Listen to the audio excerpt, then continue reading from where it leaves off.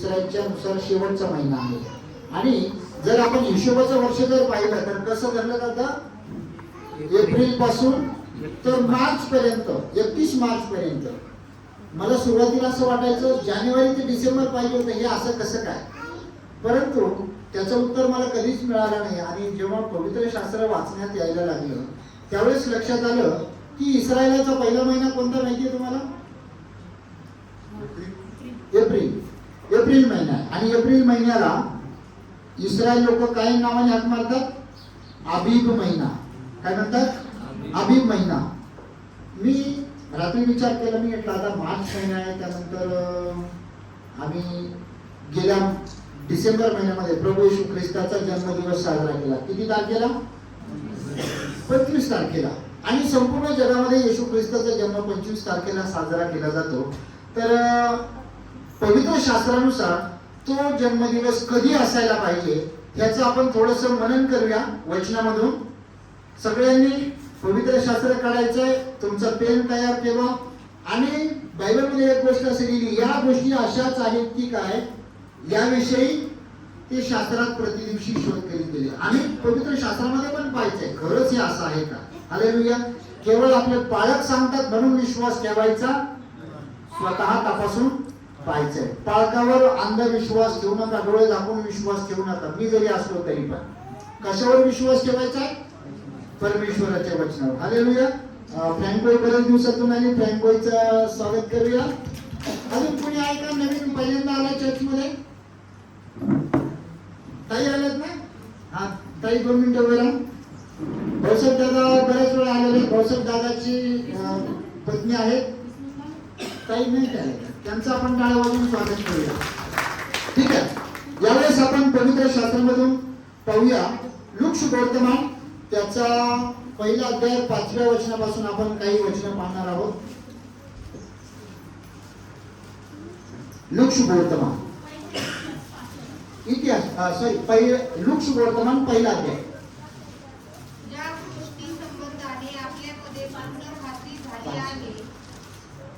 Look शुभवर्तमान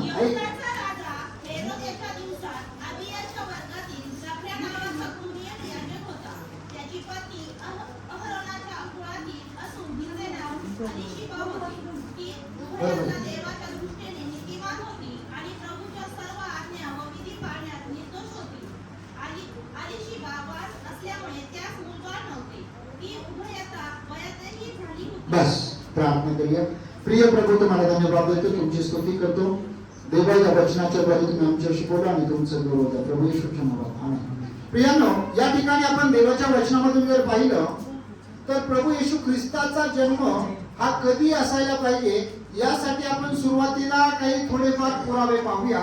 आणि इथं जखर्या जो होता, याजक होता, बायबल आम्हाला सांगतो तो अबियाच्या कुळातला होता. आता याजक आपल्या मंडळीतील जवळजवळ सगळ्यांना माहिती, याजकाचं काम कोणत्या कुळाला दिले होते. इस्रायलाचे कुळ सगळ्यांना माहिती. किती आहेत एकूण? त्यांचे नाव सांगायची गरज नाही. किती आहेत? 12. आणि त्या 12 कुळामध्ये याजकाचं जे काम आहे, याजकाचं काम कोणत्या कुळाला दिलेलं होतं माहिती आहे? लेवी वंशाला. प्रभूला धन्यवाद, आपल्या मंडळीबद्दल धन्यवाद. आपल्या मंडळीला माहिती याजकाचं काम कोणाला दिलं होतं? लेवी वंशाला. आता लेवी वंशामध्ये जखर्या नावाचा मनुष्य होता आणि त्याची पाळी आली होती धूप जाळण्याची. आणि जेव्हा तो धूप जाळायला गेला, मग आता आपण येशू ख्रिस्ताचा जन्म जो आहे तो साधारणपणे कधी असायला पाहिजे हे समजण्यासाठी आम्हाला जखर्याची पाळी जी आहे धूप जाळण्याची ती नेमकं कोणत्या महिन्यात यायला पाहिजे हे जर आम्ही पवित्र शास्त्रामधून जर पाहिलं तर आमच्या लक्षात येईल. आणि या ठिकाणी मग आता पुढचं वचन, 8वं वचन वाचत आहे.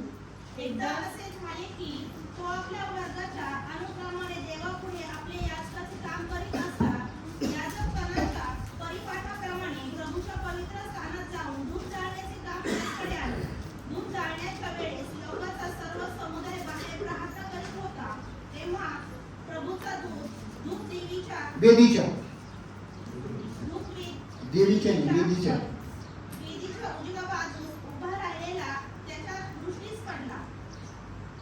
वाचा पुढे वाचा. त्याला पाहून जखर्या अस्वस्थ व भयभीत झाला. देवदूताने त्याला म्हटले, जखर्या भिवू नको, कारण तुझी विनंती ऐकली हिच्यापासून तुला मुलगा होईल आणि तू त्याचे नाव यहोवा ठेव. त्याच्या जन्माने तुला आनंद होईल व उल्हास वाटेल आणि पुष्कळ लोक हर्ष करतील. बस बस. आता या ठिकाणी जकर्या धूप जाळत होता आणि त्याला देवदूतानं दर्शन दिले की जकर्या तुला आता मुलगा होणार आहे. त्याला प्रश्न पडला तर मी आता वृद्ध आहे आणि माझी बायको पण म्हातारी आहे, हे कसं शक्य आहे? बायबल आम्हाला सांगतं अलीशिबा ही वांझ होती आणि देवानं जेव्हा देवदूताला जाऊन सांगितलं, देवदूताच्या द्वारे त्याला जाऊन सांगितलं की तुला मुलगा होणार आहे, त्यानं या वचनावर अविश्वास दाखवला. हे शक्य नाहीये. आता हीच गोष्ट जेव्हा तो म्हटलं हे शक्य नाही, त्यावेळेस त्याला काय सांगण्यात आलं की तू देवाच्या वचनावर विश्वास ठेवला नाही म्हणून काय होणार आहे, तू मुका राहशील. कशामुळे त्याला म्हटलं मुका राहशील? त्याने प्रभूच्या वचनावर विश्वास ठेवला नाही. तीच गोष्ट आम्ही धन्य मारियाला जेव्हा देवदूत म्हटला मारिया तुला मुलगा होणार आहे, तिनं पण विश्वास दाखवला ना. आणि ती म्हटली हे कसं शक्य आहे, कारण मी कुमारी आहे. मग तिला का नाही बरं काही म्हटली तू मुकी राहशील वगैरे? कारण तिचं म्हणणं रास्त होतं, ती कुमारी होती आणि तिला बाळ होणं शक्य नव्हतं. परंतु जकर्यानं हा विचार करायला पाहिजे होता, आमचा जो पूर्वज अब्राहम किती वर्षाचा असताना त्याला बाळ झालेलं आहे? 100 वर्षाचा बाळ असताना मुलगा झालाय आणि हा याजक आहे. याजकाचं काम आहे लोकांचा विश्वास वाढण्यासाठी परमेश्वराच्या वचनातून त्यांना शिकवणं. आता इथे याजकाचाच विश्वास कमी पडलेला आहे. प्रियानो, याजकही मनुष्य आहे, याजकाचा विश्वास कमी पडतो. कधी कधी माझा विश्वास जर कमी पडला तर तुम्हाला प्रश्न वाटेल, अरे पळत तर आम्हाला शिकवतात आणि यांचाच विश्वास नाही. मी पण मनुष्य आहे. हालेलुया. आणि या ठिकाणी याजक जो होता जकर्या हा पण मनुष्य होता, परंतु जेव्हा त्याला सांगण्यात आलं तुला मुलगा होणार आहे, त्याने विश्वास ठेवला नाही तो आणि देवदूताने त्याला सांगितलं तू मुका राहशील. आणि त्यानंतर जेव्हा त्याचे सेवेचे दिवस भरले, 20 वचनामध्ये वाचा, पहा हे घडेल त्या दिवसापर्यंत तू मुका राहशील, तुला बोलता येणार नाही, कारण यथाकाली पूर्ण होतील अशा माझ्या वचनावर तू विश्वास ठेवला नाही. तू माझ्या वचनावर विश्वास ठेवला नाही. पुढे वाचा. इकडे लोक जखण्याची वाट पाहत होते व त्याला पवित्र स्थानात उशीर लागल्यामुळे त्यांना आश्चर्य वाटले. तो बाहेर आल्यावर त्याला त्याच बरोबर बोलता येईना. तेव्हा त्याला पवित्र स्थानात दर्शन झाले आहे असे त्यांनी ओळखले. तो त्यास पुन्हा करीत होता, तो तसाच मुका राहिला. मग त्याच्या सेवेचे दिवस पूर्ण झाल्यावर तो आपल्या घरी गेला. त्या दिवसानंतर त्याची पत्नी अलीशिबा गरोदर राहिली आणि 5 महिने एकांतात राहिली. ती म्हणत असे की लोकात माझा होणारा अनादर दूर करण्यासाठी प्रभूने माझ्याकडे पाहिले तेव्हा माझ्यासाठी त्याने असे केले. बस बस. याच्यामध्ये वाचायचं होतं सगळ्यांना आवाज येईल. कोण करतो?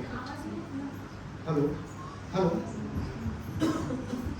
चालू आहे ना? दुसरा तसा पण आवाज येतो.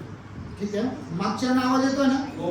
ठीक आहे. आता या ठिकाणी मग जकर्या घरी गेला आणि बायबल आम्हाला सांगतात 23 वचनामध्ये मग असं झालं की त्याच्या सेवेचे दिवस पूर्ण झाल्यावर तो आपल्या घरी गेला आणि त्या दिवसानंतर त्याची बायको अलीशिबा गरोदर राहिली व 5 महिने लपवून राहिली.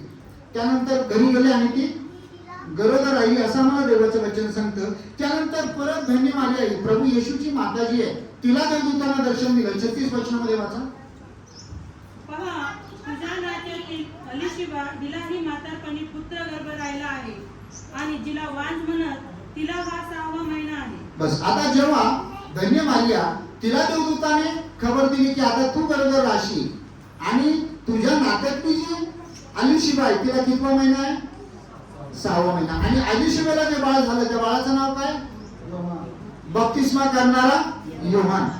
बप्तिस्मा करणारा योहान. आणि जेव्हा धन्य मातेला देवानं सांगितलं देवदूताच्या द्वारे की तू गरोदर राहशील, त्यावेळेस अलीशिबाला 6वा महिना होता. म्हणजे 2 बाळामध्ये किती अंतर आहे? आता 6 महिन्याचं अंतर आहे. एवढी गोष्ट लक्षात आली.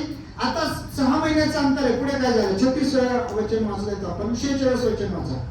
36 वाचा. कारण देवाला काहीच अशक्य होणार नाही. तेव्हा मरिया म्हणाली, पहा मी प्रभूची दासी, आपण सांगितल्याप्रमाणे मला हो. मग देवदूत तिच्यापासून निघून गेले. पुढे. त्या दिवसात मरिया डोंगराळ प्रदेशामधील यहुदातील एका गावास घाईघाईने गेली आणि जकर्याच्या घरी जाऊन तिने अलीशिबेचे अभिवादन केले. तेव्हा असे झाले की अलिशिबेने मरियेचे अभिवादन ऐकताच तिच्या उदरातील बालकाने उडी मारली व अलिशिबा पवित्र आत्म्याने परिपूर्ण झाली. बस आता या ठिकाणी अलिशिबाला मग भेटायला गेली देवदूतानं तिला सांगितलं तुझी नातलग अलिशिबा ही पण गरोदर आहे. आणि जेव्हा ती तिला भेटायला गेली तिला 6वा महिना होता आणि अलिशिबा पवित्र जी मारिया आहे देवाची प्रभू येशूची माता ती पण आता प्रभू येशू बाळ तिच्या उदरामध्ये असल्यामुळे ती पण गरोदर होती. आणि जेव्हा त्या दोघी एकमेकांना भेटल्या तिनं तिचं अभिवादन केलं म्हणजे अभिनंदन केलं, कॉंग्रॅच्युलेशन म्हटलं असेल आपल्या भाषेमध्ये. आणि तिच्या उदरातील बाळकांना आनंदाने उडी मारली असं देवाचं वचन सांगते. आणि त्यानंतर ती किती दिवस तिच्याजवळ राहिली पुढे आम्ही जर पाहिलं वचनामध्ये तर 3 महिने तिच्याजवळ राहिली असं लिहिलं आहे. 56 वचनामध्ये बघा. नंतर मरिया सुमारे 3 महिने तिच्याजवळ राहून आपल्या घरी परत गेली. किती दिवस राहिली? 3 महिने तिच्याजवळ राहिली. आणि अगोदर किती महिन्याची गरोदर होती अलिशिबा? 6 महिने. 6 आणि 3 9 झाले. कदाचित त्या बाळाचा जन्म झाल्याच्या नंतर ती माघारी गेली असेल किंवा बाळाचा जन्म होण्याच्या अगोदर 7-8 दिवस ती गेली असेल. आणि 57 वचनामध्ये पाहता आणि शिबेचे दिवस पूर्ण भरल्यावर तिला मुलगा झाला. प्रभूने तिच्यावर मोठी दया केली. हे ऐकून तिचे शेजारी व नातलग हे तिच्याबरोबर आनंद करू लागले. बस आता योहानाचा जन्म झाल्याच्या नंतर येशू ख्रिस्ताचा जन्म 3 महिन्यांनी झालेला आहे. जर आम्हाला योहानाचा जन्म कधी झाला हे जर कळलं तर आम्हाला आयडिया येऊन जाईल. मग योहानाचा जन्म कधी झाला असेल? जकर्याचे सेवेचे दिवस भरले असं देवाचं वचन आम्हाला सांगतं. मग जकर्याचे सेवेचे दिवस कधी सुरू झाले हे पण आम्हाला पाहायला पाहिजे. जर आम्ही पवित्र शास्त्रामध्ये जर पाहिलं तर दावीद राजानं काय केलं होतं? लोकांची नियुक्ती केली होती त्यांना सेवा करण्यासाठी. इतिहासाच्या पुस्तकामध्ये वाचा पहिला इतिहास 24 अध्यायाचं 24 अध्यायाचं 1-2 वचन वाचा. आरोन हा लेविया घराण्यातला आणि आरोनाला 4 मुलं झाली होती. 4 मुलांची नावं नादाब, अबिहू. वंशाचे वर्ग हे अहरोनाचे पुत्र नादाब, अबीहू. आरोनाला किती मुलं होते? 4 मुलं होते. 2 मुलांचं नाव नादाब आणि अबिहू. परंतु नादाब आणि अबिहू हे बापाच्या अगोदर मेले कारण त्यांनी देवाची सेवा चुकीच्या पद्धतीने केली म्हणून त्यांचा मृत्यू झाला. आणि मग अजून त्याला 2 मुलं होते एलाजार आणि इथामार. आरोनाच्या मुलांचं नाव काय आता? एलाजार आणि इथामार. या 2 मुलांच्या कुटुंबातील जे तरुण जे पुरुष होते त्यांना देवानं सेवा कार्यासाठी निवडलं. वाचा काय पुढे. इथामार, नादाब व अबीहू हे आपल्या बापापूर्वी पुत्री मेले म्हणून एलाजार व इथामार हे याजकाचे काम करीत. दाविदाने एलाजाराच्या वंशातला सादोक व इथामाराच्या वंशातला अहिमेलेक यास त्याची सेवेची कामे वाटून दिली. इथामाराच्या वंशाच्यापेक्षा एलाजाराच्या वंशात प्रमुख पुरुष अधिक निपजले. निपजले. याची वाटणी येणेप्रमाणे झाली. एलाजाराच्या वंशातील कुळाचे प्रमुख 16 होते आणि एक मिनिट लक्ष द्या. एलाजार जो होता आरोनाचा मुलगा त्याच्या घरात किती पुरुष जन्मले? 16 पुरुष जन्मले. आणि इथामाराच्या घरात किती जन्मले? 8 पुरुष जन्मले. थोडं पुढे जाऊ. इथामाराच्या घरामध्ये किती जन्मले? 8 आणि 16 किती झाले? 24. आता इस्रायलाचं जे कॅलेंडर आहे इस्रायलाचं कॅलेंडर त्या काळामध्ये 48 आठवड्याचं असायचं. आणि मग आता या सगळ्यांना एक आठवड्याचं सेवा कार्य दिलं होतं. मग अबिया जो होता अबियाचं काम करण्याची वेळ किती होती? 1 आठवड्याची. आणि ते लोक 1 आठवड्याला शब्बात म्हणत. एक शब्बात तर दुसऱ्या शब्बात पर्यंत 1 आठवडा त्यांचा असायचा. आणि हे 1 आठवडाच त्यांची काम करण्याची वेळ होती. हे कशावरून समजायचं? केवळ पाळत म्हणतात म्हणून नाही. पवित्र शास्त्रामध्ये कुठे लिहिलंय? दुसऱ्या राजेचा 11वा अध्याय करा.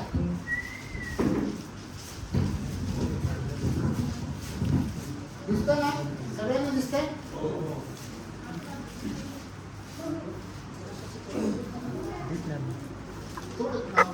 आता 24 लोक आहेत आणि त्या 24 जणांची जी पाळी आहे ती प्रत्येकाची एक आठवड्याला असणार. हा वाचा आता.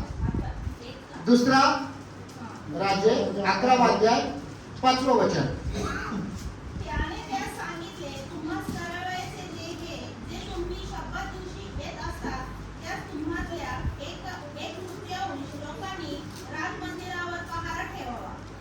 कधी येता तुम्ही? शपथ दिवशी येता. 1/3 लोकांनी राज मंदिरावर पहारा ठेवावा. 1/3 लोकांनी सूरवेशीवर पहारा ठेवावा. 5वं वचन पूर्ण झालं. हो. हा 7वं वाचा.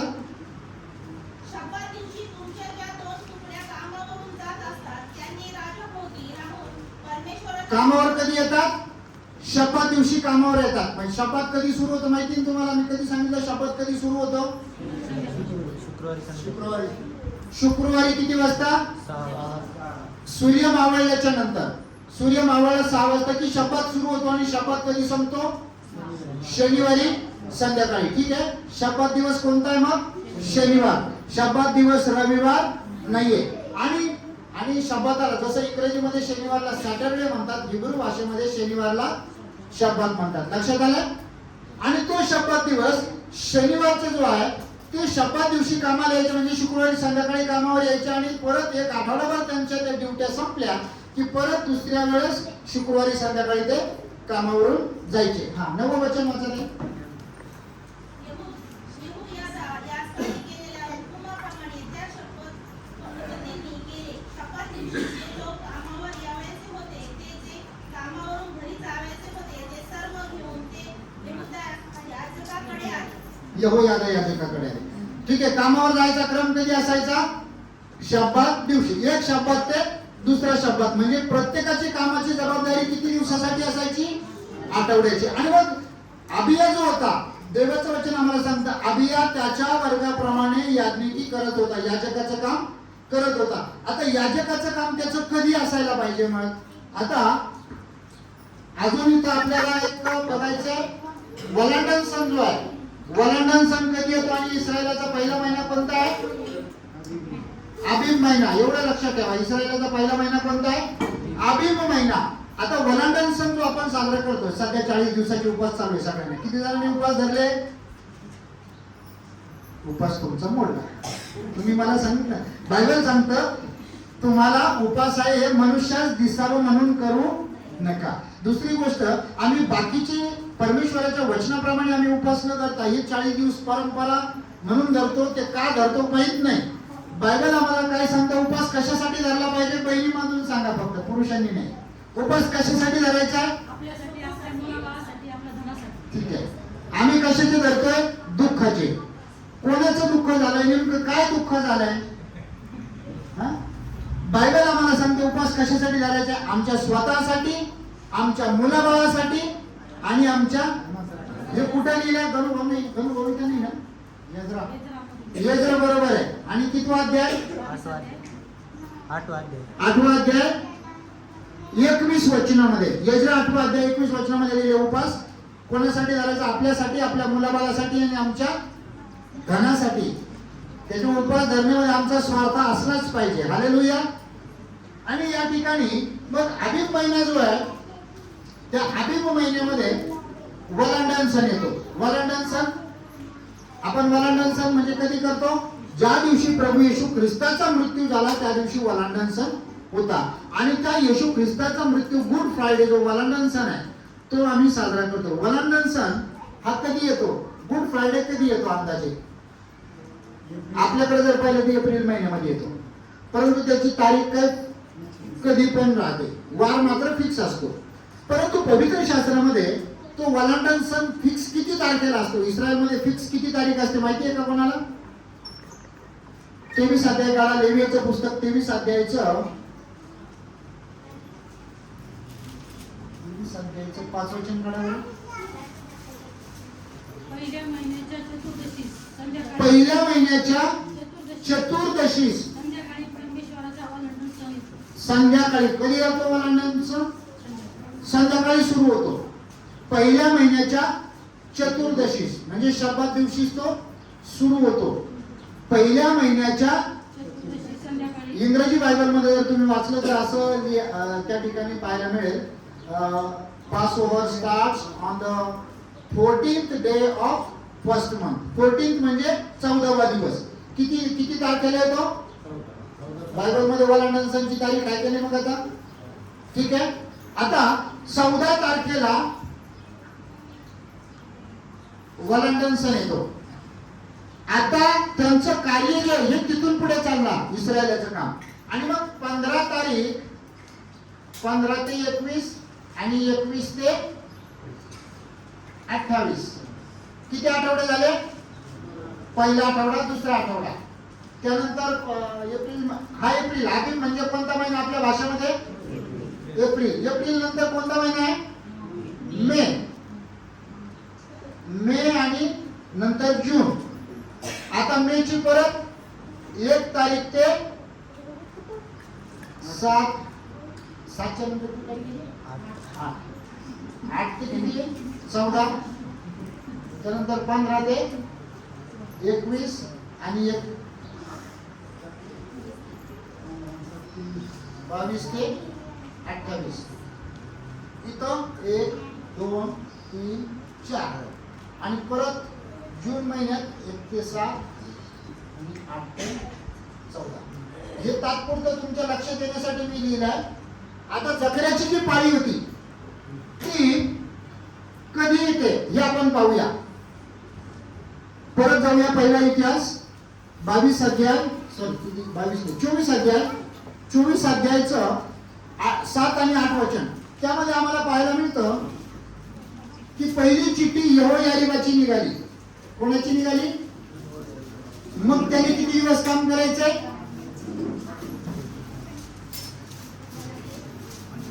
पहिली चिठ्ठी यहोयारीबाची निघाली, दुसरी यदायाची निघाली. ठीक आहे. दुसरी चिठ्ठी कोणाची निघाली? यदायाची निघाली. आता पहिली चिठ्ठी जी होती कोणाची? यहोयारीबाची. यहोयारीब कधीपासून काम करणार? 15 एप्रिल ते 21 एप्रिल. त्यानंतर यदाया 22 ते 28 पर्यंत काम करणार. पुढं तिसरी हारिमाची आणि चौथी सोरीमाची. सोरीमाचं काम पण मे महिन्यामध्ये अर्ध्या 14 तारखेपर्यंत संपते. पुढे पाचवी मल्कियाची,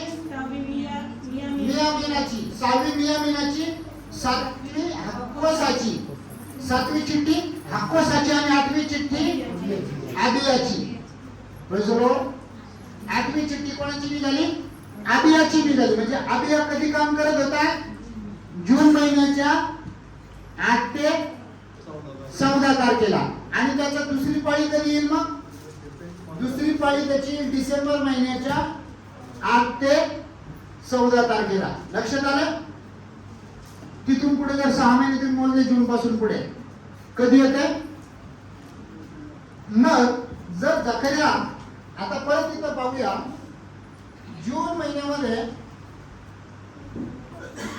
महिन्यापासून जर आम्ही पुढे 9 महिने मोजले तर किती होतात? जून पासून 9 महिने पुढे जून, जुलै, ऑगस्ट, सप्टेंबर, ऑक्टोबर, नोव्हेंबर, डिसेंबर, जानेवारी, फेब्रुवारी, मार्च मध्ये जर योहानाचा जन्म झाला तर तिथून पुढे 6 महिने येशू ख्रिस्ताचा जन्म कुठे जाईल? मग मार्च पासून 6 महिने पुढे सप्टेंबर मध्ये जाईल. ठीक आहे. बऱ्याच लोकांना असं वाटतं बायबल अभ्यासकांना की येशू ख्रिस्ताचा जन्म सप्टेंबर महिन्यामध्ये झाला असावा. परंतु त्यानंतर जर समजा देवदूतानं जखऱ्याला दर्शन कोणता महिना? डिसेंबर महिन्यामध्ये जर दिलं असेल तर योहानाचा जन्म कधी होणार? ऑगस्ट मध्ये. डिसेंबर पासून पुढे 9 महिने कोणत्या महिन्यात होणार? ऑगस्ट मध्ये. आणि जर योहानाचा जन्म ऑगस्ट महिन्यात झाला तर तिथून पुढे 6 महिने येशू ख्रिस्ताचा जन्म कधी जाईल? फेब्रुवारी किंवा मार्चच्या पहिल्या आठवड्यापर्यंत येईल. बरोबर आहे? 9 महिने पुढे काय वरती 9 दिवसच्या आसपास. हे लक्षात आलं?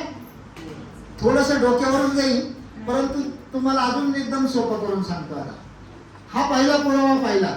जर जखऱ्याची पाळी डिसेंबर महिन्यामध्ये आली असेल आणि योहानाचा जन्म मग ऑगस्ट महिन्यात होईल, ऑगस्ट पासून पुढे 6 महिने फेब्रुवारी किंवा मार्च महिन्यामध्ये जाते. आता प्रभू येशू ख्रिस्ताच्या जन्माच्या वेळेस काय काय घटना घडल्या ते आपण पवित्र शास्त्रामध्ये पाहूया. हेरोद राजाचा मृत्यू कधी झाला माहिती आहे का? हेरोद राजाचा मृत्यू बायबलमध्ये लिहिला आहे. परंतु जे इतिहासामध्ये जर आम्ही पाहिलं, जोसेफस फ्लेवियस नावाचे इतिहासकार आहेत. ते ग्रीक आणि हिब्रूचा इतिहास त्यांनी लिहिलेला आहे. त्यांच्या इतिहासाच्या नोंदीनुसार जो हेरोद राजा आहे ज्याने येशू ख्रिस्ताला मारायचा प्रयत्न केला त्याचा मृत्यू हा 4 एप्रिल 2004 मध्ये झाला. 4 एप्रिल 2004 मध्ये हेरोदाचा मृत्यू झाला. पवित्र शास्त्रामध्ये आपण पाहूया, जेव्हा माझी लोक प्रभू येशूला भेटायला आले आणि हेरोद राजाने त्याला म्हटलं की त्या बाळाचा जन्म कुठे झालाय मला सांगा, म्हणजे मी पण त्याचं दर्शन करायला जाईल. परंतु परमेश्वराच्या दूताने योसेफाला स्वप्नात काय सांगितलं की परत हेरोदाकडे जाऊ नका. आणि कुठे जायला सांगितलं योसेफाला? मिस्र देशाचा. बायबल सांगतं रातोरात ते निघून गेले. 13 वचन वाचा. मत्ती शुभवर्तमान 2:13. मत्ती शुभवर्तमान 2:13. ते गेल्यावर पहा, प्रभूचा दूत योसेफास स्वप्नात दर्शन देऊन म्हणाला, उठ बाळक व त्याची आई यांना घेऊन मिस्र देशात पळून जा आणि मी तुला सांगेपर्यंत तिथेच राहा, कारण बाळकाचा घात करण्यासाठी हेरोद त्याचा शोध करणार आहे. मग तो उठला आणि बाळक व त्याची आई यांना घेऊन रातोरात मिस्र देशात निघून बस. आता योसेफ कुठे गेला? मिस्र देशात निघून गेला रातोरात. पुढे काय झालं? आणि हेरोदाच्या मरणापर्यंत तिथे राहिला. आणि हेरोदाच्या मरणापर्यंत तो तिथेच राहिला. मी आपल्या पुत्राला मिस्र देशातून बोलविले आहे, हे जे प्रभूने संदेशाच्या द्वारे सांगितले ते पूर्ण व्हावे म्हणून असे झाले. 19 वचन वाचायला. पुढे हेरोद मरण पावल्यावर पहा, प्रभूचा दूत मिस्र देशात योसेफास स्वप्नात दर्शन देऊन म्हणाला, उठ बाळकास व त्याच्या आईस घेऊन इस्रायलाच्या देशात जा. बस. आता बालक आणि बालकाचे माता पिता म्हणजे योसेफ आणि धन्यमारिया कुठे आहे? मिस्र देशामध्ये. आणि इकडं हेरोदाचा मृत्यू झाला. हेरोदाचा मृत्यू इतिहासाच्या नोंदीनुसार कधी झाला सांगितलंय? कधी? 4 एप्रिलला झालाय. कधी? 4 एप्रिलला झालाय. आणि हेरोदाचं राज्य करण्याचं जे आहे 29 मार्चला त्याचं राज्य करण्याचं 30वं वर्ष संपलं होतं आणि 34वं वर्ष त्याचं राज्य करायचं सुरू झालं होतं. परंतु 34व्या वर्षाच्या पहिल्याच आठवड्यात त्याचा मृत्यू झाला. हेरोद कधी मरण पावला? 4 एप्रिल 4 मध्ये. 04 मध्ये. आता सध्या आपलं 2026 चालू आहे, म्हणजे भरपूर वर्ष झाले. आणि मग जेव्हा त्याचा मृत्यू झाला, देवदूतानं सांगितलं की त्याचा आता मृत्यू झाला, तुम्ही माघारी जा. परंतु हेरोदाने त्या पिरियड मध्ये काय केलं होतं, जे पवित्र मंदिर होतं त्या मंदिरावर त्यानं सोन्याचा गरुड लावला होता. आणि इस्रायल लोक त्या सोन्याचा गरुड एक प्रकारे त्यांनी मूर्तीपूजा आणि ईशनिंदा करणारा म्हणून ते समजत होते. आणि 2 जे धर्मगुरू होते इस्रायलाचे आणि काही 40 तरुण होते, ते सगळे मिळून त्या ठिकाणी गेले आणि ते सोन्याचं जे गरुड मंदिरावर होतं ते कुऱ्हाडीने त्यांनी तोडून टाकलं. हा इतिहास आहे, हे पवित्र शास्त्रामध्ये. ते तोडून टाकल्यामुळे त्या ठिकाणी फार दंगल उसळली आणि त्या धर्मगुरूंचं त्यांनी जे रोमी शासन होतं त्यांनी त्यांची कत्तल केली हेरोद राजाने. आणि हेरोदाने त्यांची कत्तल केली आणि 40 तरुणांची कत्तल केल्यामुळे त्या ठिकाणी पुष्कळ रडारड सुरू झाली होती. परंतु त्यानंतर हेरोद मरण पावला. हेरोद मरण पावल्याच्या नंतर हेरोदाचा मुलगा आर्खेलाव नावाचा मुलगा होता, तो त्या ठिकाणी राजा झाला. मग आर्खेलावने काय म्हटलं की आपण बसून सल्लामसलत करू आणि हा प्रश्न आपण सोडून टाकू.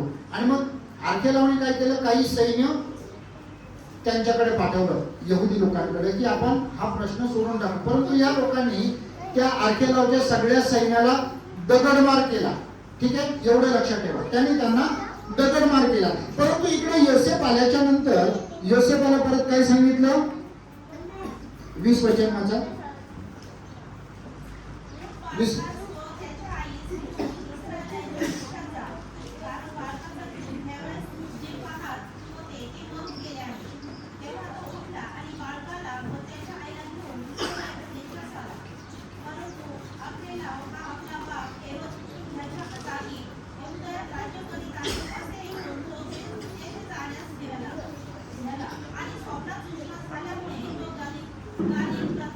गालिल प्रांतात जाऊन राहिला. आता प्रभू येशूला घेऊन ते कुठे गेले? गालिल प्रांतात राहायला गेले. कारण त्याला कळलं की आता आर्खेलाव राजा झालेला आहे, कदाचित तो पण बाळकाची हत्या करू शकतो, म्हणून तो त्या ठिकाणावरून परत गालिलामध्ये गेला. आणि या वेळामध्ये एक गोष्ट ही झाली की आता त्या प्रभू येशू ख्रिस्ताला पवित्र मंदिरामध्ये समर्पण करण्यासाठी आणणं गरजेचं होतं. मग येशू ख्रिस्ताला मंदिरामध्ये यांनी कधी आणलं? लोकशुभवर्तमानमध्ये जा. लोकशुभवर्तमान त्याचा 2रा अध्याय 21 वचन वाचा. 8वा दिवस म्हणजे सुंकेचा दिवस आल्यावर त्याचे नाव येशू ठेवण्यात आले. बस येशू ख्रिस्ताचे नाव कधी दिलं? येशूला नाव कधी दिलं? 8व्या दिवशी. आपण म्हणतो 12वी करायची आणि बाळाला नाव द्यायचे. पवित्र शास्त्रामध्ये कितव्या दिवशी नाव दिलंय? 8व्या दिवशी. आणि इस्रायलचे लोक सुंता करत होते. कितव्या दिवशी सुंता झाली? 8व्या दिवशी सुंता झाली. पुढे वचन वाचा 22 वचन. तो उंदरात संपवण्यापूर्वीच देवदूताने ठेवले होते. तो उंदरात संपवण्यापूर्वीच देवदूताने ठेवले होते. 22 वचन वाचा. पुढे मोशेच्या पुढे मोशेच्या नियमशास्त्राप्रमाणे त्याचे शुद्धीकरणाचे दिवस ठरल्यावर ते त्याला व यरूशलेमेस घेऊन आले. ते अशासाठी की त्याचे प्रभूला समर्पण करावे. बस. पुढे काय म्हटलं वचन? पुढे मोशेच्या नियमशास्त्राप्रमाणे शुद्धीकरणाचे दिवस भरल्याच्या नंतर ते बाळकाला घेऊन कुठे आले? ते मंदिरामध्ये आले समर्पण करण्यासाठी. आता जेव्हा मंदिरामध्ये आणलं समर्पण करण्यासाठी त्यावेळेस येशूचं वय किती होतं? हा? आपण फिक्स आकडा पाहूया किती होतं. 21 वचनामध्ये काय लिहिलंय? 8व्या दिवशी काय केले? सुंता केली. पण मंदिरात कधी आणलंय? मोशेच्या नियमशास्त्राप्रमाणे. मग मोशेच्या नियमशास्त्राप्रमाणे त्या बाळाला कधी मंदिरात न्यायचंय? लेवीचं पुस्तक मध्ये जा. 12वा अध्याय 4 पर्यंत वाचूया आपण. हळूहळूपणे वाचा. माहित घ्या म्हणजे सगळ्यांना ऐकलंय योग्य तर नाही. माहित घ्या.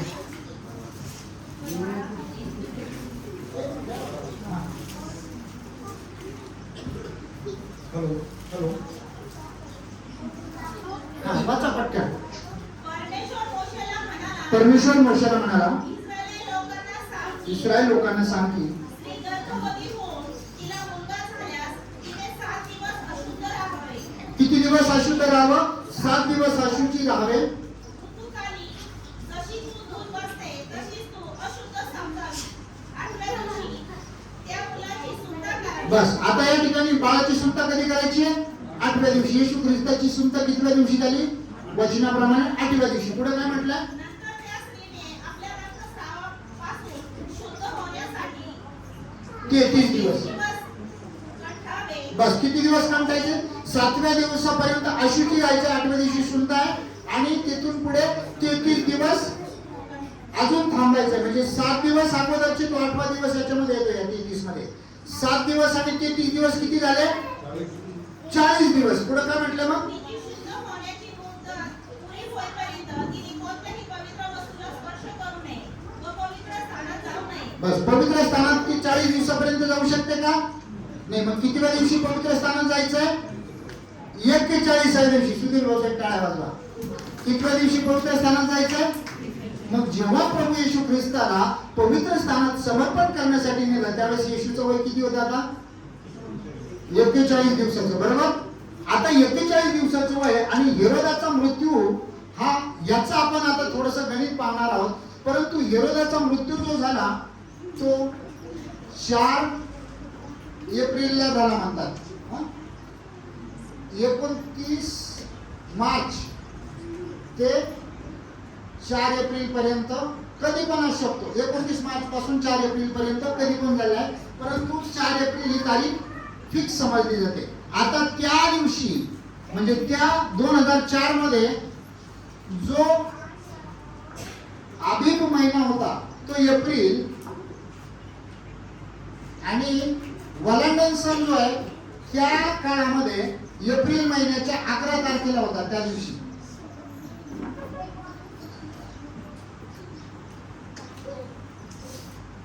आपल्या एप्रिल महिन्यानुसार तारीख कधी पण बदलते की नाही याची गुड फ्रायडेची. बरोबर आहे. तर त्या महिन्यामध्ये एप्रिल 04 हे साल आहे आणि तारीख आहे. एप्रिल 04 11 तारखेला वलांडन सण होता. आणि जेव्हा आर्खेला होता, आर्खेलानं सैन्य पाठवलं. त्या लोकांना म्हणजे आपण समझोता करून घेऊया आणि त्या लोकांनी त्यांना दगडमार केला. दगडमार केल्याच्या नंतर आर्खेलाव त्यांच्यावर एवढा चिडला की त्याने सांगितलं वलांडन सण आता रद्द. वलांडन सण काय? रद्द. या वर्षीचा वलांडन सण कॅन्सल. आणि मग तो 11 तारखेला जो वलांडन सण होता तो त्या वर्षी रद्द करण्यात आला. तो वलांडन सण हा एका दिवसापुरता नसतो. बायबल आम्हाला सांगतो किती दिवस पाळायचा? 7 दिवस पाळायचे. जर आम्ही याच्यामध्ये जर वाचलं निर्गमचं पुस्तक 12 अध्याय पहिलं वचन वाचा. त्यानंतर कोणीतरी 13 अध्याय 4 काढा निर्गम आणि अनुवादाचं 16 अध्याय पहिलं वचन वाचा.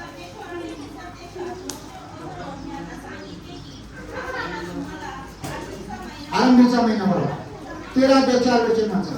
तुम्ही अबीब महिन्याच्या ह्या दिवशी निघाला आहात. तुम्ही अबीब महिन्याच्या ह्या दिवशी निघाला आहात. 23 अध्याय 15 वचन निर्गमचंच.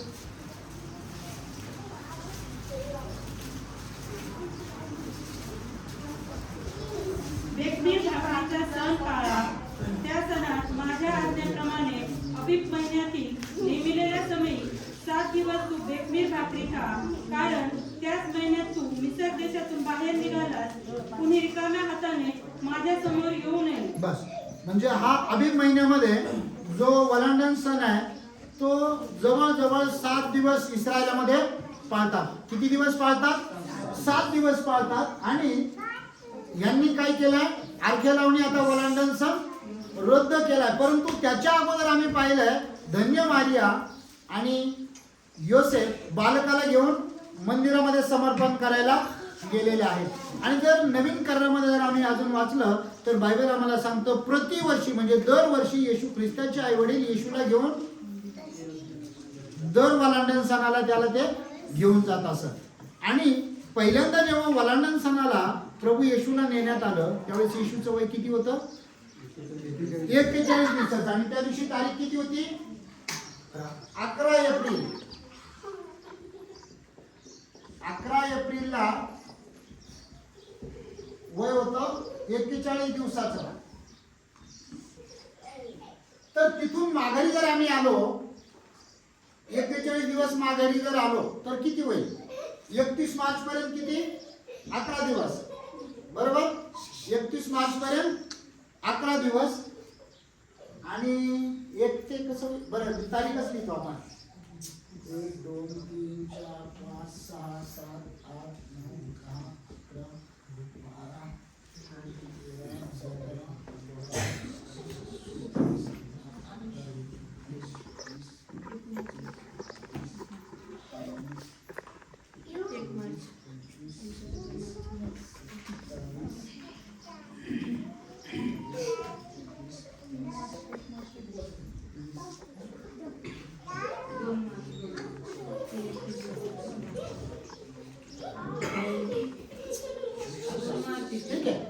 ठीक आहे योगी दादाचं म्हणणं बरोबर आहे.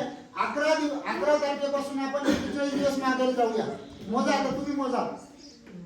बोला 1 2 3 4 5 6 7 8 9 10 11 12 13 14 15 16 17 18 19 20 21 22 23 24 25 26 27 28 29 30 31 32 33 34 35 36 37 38 39 41 दिवस. 2 मार्च पासून तर 11 तारखेपर्यंत किती दिवस होतात? 41 दिवस. म्हणजे येशू ख्रिस्ताचा जन्माचा दिवस बायबलचा अभ्यास करून जर आपण काढला तर किती येतोय? 2 मार्च. उद्या 2 मार्च आहे. हालेलुया. म्हणून मी आजचा हा मेसेज घेतलेला आहे. आम्ही एकंदर पवित्र शास्त्राचं मनन केलं, अध्ययन केलं तर येशू ख्रिस्ताचा जन्माचा दिवस 25 डिसेंबर नक्कीच नाही. ते अबीब महिन्यामध्ये जकर्याची जी अबियाच्या कुळातील त्याची काम करण्याची पाळी होती. जर त्याला बाळ ऑगस्ट महिन्यात झाला असेल तर येशू ख्रिस्ताचा जन्म मार्च महिन्यात येतो. आणि जर योहानाचा जन्म कोणत्या मार्च मध्ये आला मार्च मध्ये जर आला तर येशूचा जन्म सप्टेंबर मध्ये येतो. म्हणजेच डिसेंबर कुठंच ठरत नाही. येशूचा जन्म पवित्र शास्त्रानुसार 2 पुरावे आपण एकत्रित केल्याच्या नंतर आपल्याला पाहायला मिळतं की 2 मार्चला झालेला आहे. हालेलुया. प्रभूला धन्यवाद. मी तुम्हाला यासाठी सांगितलं की आम्ही पवित्र वचन असंच आहे की काय हे शोधून पाहिजे. म्हणून मी तुम्हाला सांगत असतो वचन मनन करा, बायबलमध्ये तपासून पहा. हालेलुया. कारण एक वचन आहे, ते वचन मी तुम्हाला सांगतो, तुम्हाला सगळ्यांना माहिती आहे, फक्त रेफरन्स तुम्ही सांगा. थिस्सलुनिकातले लोक बिरिया येथील लोकांपेक्षा मोठ्या मनाचे होते. हे वचन असंच आहे की काय याविषयी ते शास्त्रात प्रतिदिवशी शोध करीत गेले. काय झालं? कधी शोध करीत गेले? प्रतिदिवशी शोध करीत गेले. कुठं लिहिलं हे वचन? कोण सांगतं? ठीक आहे, बरोबर आहे. अध्याय गणुभाऊ कुठे आहे? गणुभाऊसाठी टाळ्या वाजवा. आचार्य आहे आपल्या चर्चचा, त्याचं लक्ष तिथं जरी आहे तरी जास्तीत जास्त लक्ष परमेश्वराच्या वचनावर आहे. आणि फक्त जेवण बनवण्यामध्ये तो व्यस्त नाही, तर आत्मिक जेवण खाण्यामध्ये पण तो व्यस्त आहे. आम्ही पाठांतर करणं गरजेचं आहे. बिरियाचे लोक कसं काय करायचे? पवित्र शास्त्रामध्ये रोज शोध करायचे. कुठं लिहिलंय? प्रेषितांचं कृत्य 17 अध्याय आणि 11 वचनामध्ये. हालेलुया. परमेश्वर या वचनाद्वारे आपणास आशीर्वादित करो. आमेन. आपण एक गीत गाऊ आणि आपलं अर्पण